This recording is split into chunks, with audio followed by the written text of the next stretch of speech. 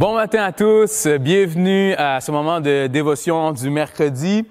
Ce matin, on va parler d'un texte qui est similaire avec le message de dimanche dernier. Si vous l'avez écouté ou si vous l'avez pas écouté, je vous invite à prendre le temps de le réécouter. C'est Jésus qui rencontre un jeune homme et ce jeune homme a une question à lui poser. Voici ce que ça dit. Alors un homme vint lui demander, « Maître, que dois-je faire de bon pour avoir la vie éternelle? » Il lui répondit, « Pourquoi m'interroges-tu sur ce qui est bon? Un seul est bon. Si tu veux entrer dans la vie, observe les commandements. Lesquels? Lui dit-il. Jésus répondit, tu ne commettras pas de meurtre, tu ne feras pas de faux témoignages, tu ne commettras pas de vol, honore ton père et ta mère, et tu aimeras ton prochain comme toi-même. Le jeune homme lui dit, Jésus, j'ai observé tout cela.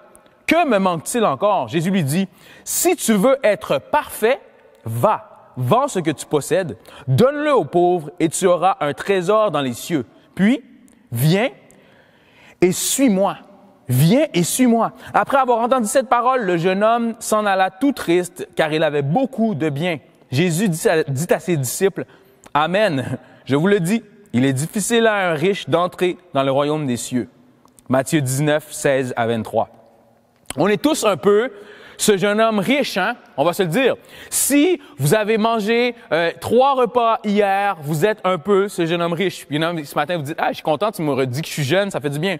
Si vous avez un loyer, vous avez un toit, vous êtes ce jeune homme riche. Si vous avez des vêtements pour vous habiller, vous pouvez changer de vêtements chaque jour, vous êtes un peu ce jeune homme riche. Nous faisons partie, la majorité de la communauté de Mosaïque, on fait partie des gens, 1% sur la planète qui est riche comparativement à un grand pourcentage de la planète qui n'a pas toutes ces ressources-là. Donc, on est tous un peu concernés par ce texte. On est tous un peu comme ce jeune homme riche.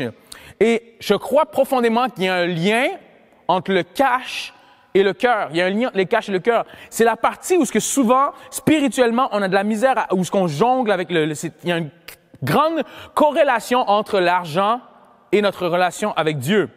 Je me rappelle, moi, un ami qui me partageait, c'est un ami qui se disait chrétien, qui se considère chrétien, mais il y avait souvent des débats, puis je le voyais que spirituellement, il y avait de la misère à progresser parce qu'il y avait la misère à dire, moi, financièrement, je vais donner cet aspect de ma vie, mes finances, à Dieu. Puis ce matin, peut-être que vous dites, mais moi, ça va bien, je donne ma dîme, je donne même des offrandes, c'est correct, puis c'est bien. Mais aussi, il y en a des fois, on peut être le jeune homme anxieux ou la jeune femme anxieuse. Il y a des parties de votre vie, vous avez de la misère à les confier parce que vous vivez de l'anxiété, vous avez de la misère à remettre ça à Dieu. Peut-être que vous êtes le jeune homme paresseux ou la jeune femme paresseuse. Dieu vous demande peut-être de faire un pas de plus, puis des fois vous dites « Ah, mais je vais le faire une prochaine fois » ou il y a une certaine paresse qui vous retient.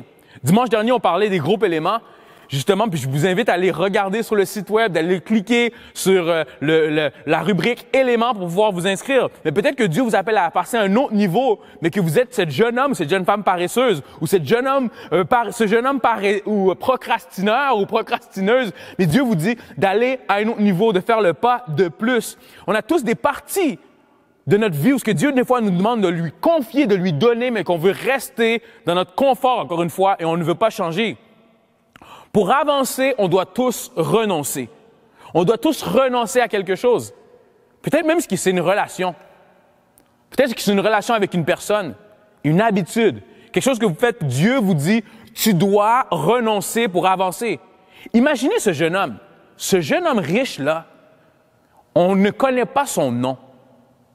Alors qu'il était en connexion, il y avait une rencontre avec Jésus, le créateur de l'univers, et il aurait pu faire partie de l'histoire, il aurait pu avoir un impact, mais lui est resté attaché à ses biens. Êtes-vous attaché à vos possessions? Êtes-vous attaché à un confort? Êtes-vous attaché à quelque chose, justement, qui vous empêche d'avancer avec Dieu? Albert Einstein a dit, « La folie, c'est de faire la même chose et attendre un résultat différent. » Comme je le disais dimanche dernier, sors de ton confort. Sors de ton confort. La théorie de l'élastique qui dit tu dois t'étirer, tu dois sortir de ta zone de confort pour grandir, sinon tu grandiras jamais. Ne sois pas comme le jeune homme riche. Ne sois pas comme le jeune homme riche, comme cette personne qui ne pourra pas avoir un impact puis qui fait juste suivre les commandements, mais qui ne sort pas de sa zone de confort, qui ne veut pas délaisser. Puis, je ne suis pas en train de vous dire de tout donner et tout vendre, non.